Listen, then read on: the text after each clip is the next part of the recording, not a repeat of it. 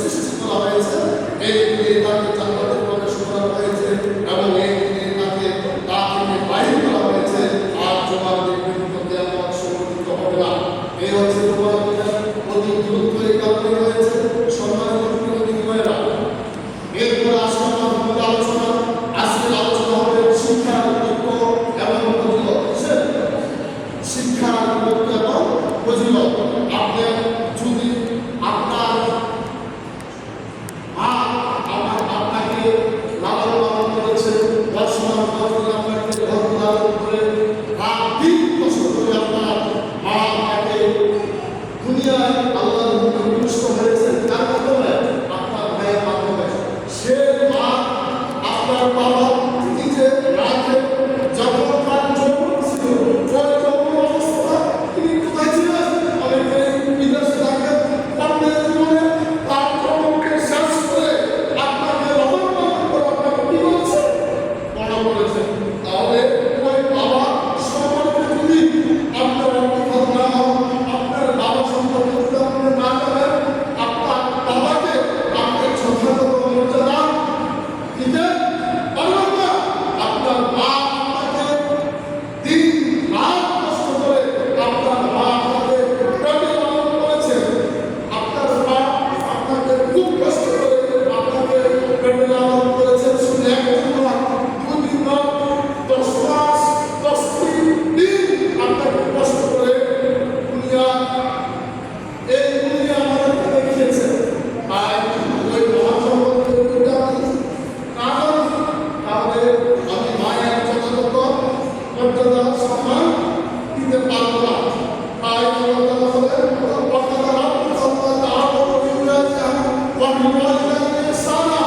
আমার পক্ষ থেকে হুকুম, আমার পক্ষ থেকে জারি ঘোষণা হয়ে গেছে, তোমরা একমাত্র আল্লাহর ইবাদত করবে এবং আমার ইবাদতের পরেই তোমার পিতামাতার কি করবে? খেদমত করবে। ওই বাবা মা আজকে আমরা কেন অবহেলিত? আমরা ওই বাবা মার মর্যাদা জানি না। আল্লাহ তাআলা বলেন, তারা আমাকে ইহুদি নাসারা আমাকে চিনতে পারেনি, তারা যথাযথ আমাকে সম্মান দিতে পারেনি। কেন? তারা আমার সম্পর্কে অবহিত ছিল না। তাই একেবারে আল্লাহ রাব্বুল আলামিন যে পবিত্র কোরআন কারীম আমাদের জন্য দান করেছেন, যে কোরআন কারীম যার মাধ্যমে দান করেছেন তিনি হলেন জিবরাইল আলাইহিস সালাম। এই জন্য তিনি হচ্ছেন সকল ফেরেশতাদের সর্দার হচ্ছেন জিবরাইল আলাইহিস সালাম। এই কোরআন কার উপর নাযিল হয়েছে? মুহাম্মদ রাসূলুল্লাহ সাল্লাল্লাহু আলাইহি সাল্লামের উপর নাযিল হয়েছে। ওই মুহাম্মদ সাল্লাল্লাহু আলাইহি সাল্লাম হলেন শ্রেষ্ঠ নবী। কি শ্রেষ্ঠ নবী? কেন? এই কোরআন আপনারা কথা বলেন, এই কোরআন কারণের কারণে নবী কি শ্রেষ্ঠ? সকল নবীদের সর্দারকে মুহাম্মদ রাসূলুল্লাহ সাল্লাল্লাহু আলাইহি সাল্লাম। এরপরে এই কোরআন কারীম সর্বপ্রথম যে আয়াত নাযিল হয়েছে সূরা আলাকের 1 থেকে 4 নম্বর আয়াত।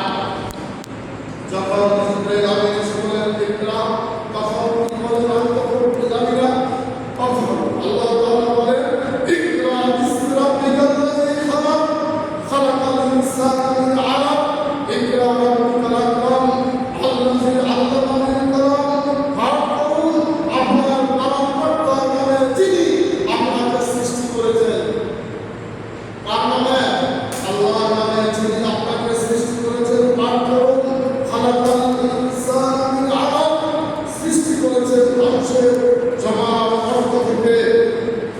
ইকরা ওয়া রাব্বুকাল আকরাম, আল্লাহ বলেন, আল্লাহ বলেন, পাঠ করুন, আপনার পালনকর্তা তিনি হচ্ছেন মহাদয়ালু। তিনি হচ্ছেন কি? মহাদয়ালু।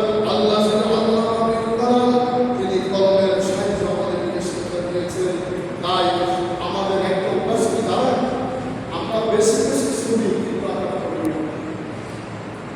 আমরা ওয়াজ বেশি শুনি কিন্তু আমরা একটা সূরা মুখস্থ করতে রাজি না। আমরা বেশি বেশি লেকচার শুনি কিন্তু আমরা কোরআন পড়ে হাদিস পড়তে আমরা